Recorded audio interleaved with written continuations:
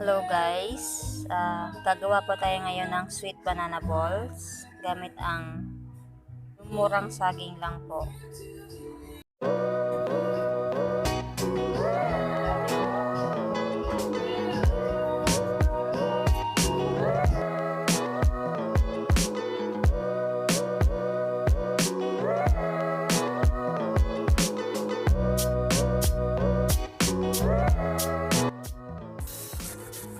Pagkatapos guys, nabalatan ng lahat ng saging, ang tawag dito, basta ganito lang.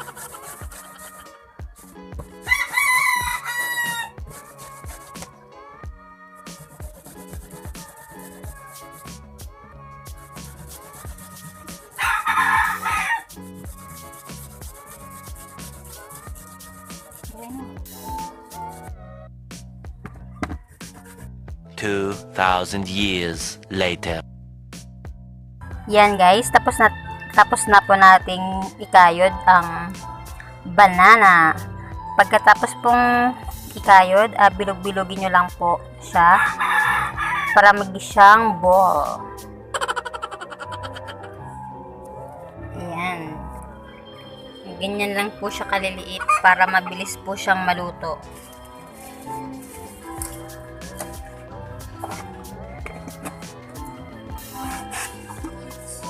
Hindi na po yan maghihiwa-hiwalay kasi pag once na natuyo po yan,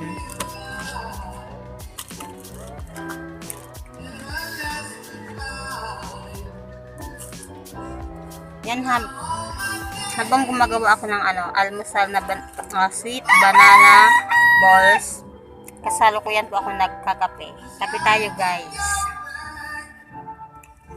Yung mga nasa mga nasa probinsya, lalong-lalo na po, shout out po sa inyo. Alam ko na marami po sa inyong saging dyan dahil po sa COVID-19 na ito. Yung lumpia mo, oh. Yan, oh. Wait lang. Dahil sa COVID-19 na ito, talaga naman yung mga turo ng mga magulang po natin ay naiisip na po namin gawin sapagkat wala na po talagang maisip na paraan. May saging naman po dyan. May mga sagingan naman po dyan. Ayan sagingan. May mga dahon po yan. May mga dahon po yan. May mga bunga. Sorry. Madaming mga saging. Ayan.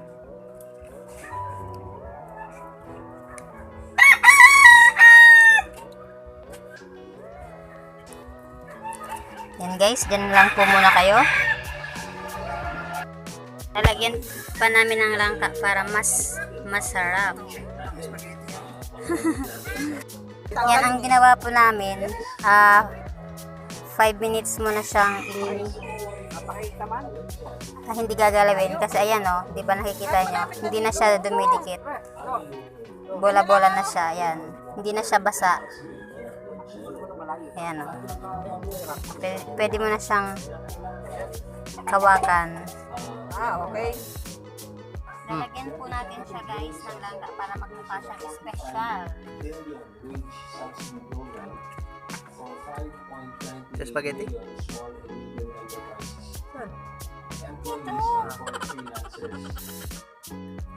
Yan, una ilagay po yung gata. Tapos ilagay po yung asukal.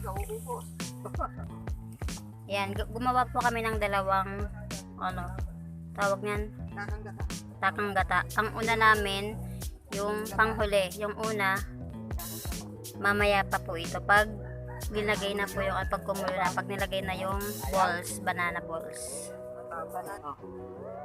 Ang next po natin ilalagay ay yung langka.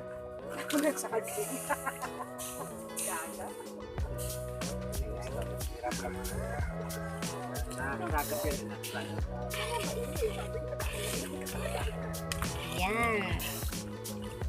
Sarap. Pwede naman po kayo maglagay dyan ng ng sago kung gusto nyo pong maraming sangkap.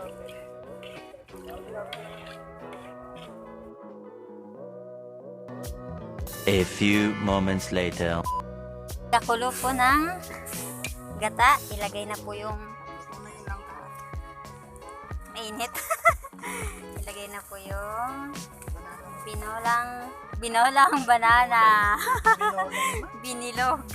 Binola. Binubola pala ang banana.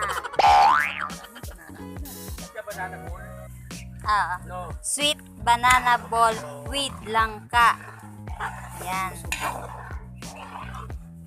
Yan po si Ate Mean. siya po ang ang tunay na nagturo niyang ng ganitong luto. Yan, antayin naman po natin ulit na kumulo para ilagay na po yung pinakahuling gata. Yan, ihuhulog na po natin ang gata. Kakang gata. Nakita niyo na guys, umiba na yung kulay niya. Kalahating kilong asukal po ang nilagay dyan. Pulang asukal. Ayan no, diba hindi siya yung pag bilog-bilog niya, hindi ano yung tawag? Hindi siya nagwatak-watak, hindi nadurog. Sarap niya! Jaran-jaran. Oo, bango ng langka, talagang amoy na amoy. Antayin po ulit natin kumulo. Pagkatapos niyan, luto na! Lalapot pa po yan guys. Ayan. 2,000 years later. Guys, isang oras na po ang nakalipas at luto na po. At yan nga po, ayan, nagtikiman na po sila. Kain po tayo. Ayan, nagtikiman na po ang aming mga kapitbahay. Hindi na po. Hindi. Ano lang siya. Nung dapat, tawag nito? Oo, kinakayod. Tapos dapat, hindi pa siya masyadong matigas. Yung pa lang, yung parang bata pang saging. Para pag binilog mo po siya, hindi bibilog pa siya. Oo. Masarap siya. Try nyo.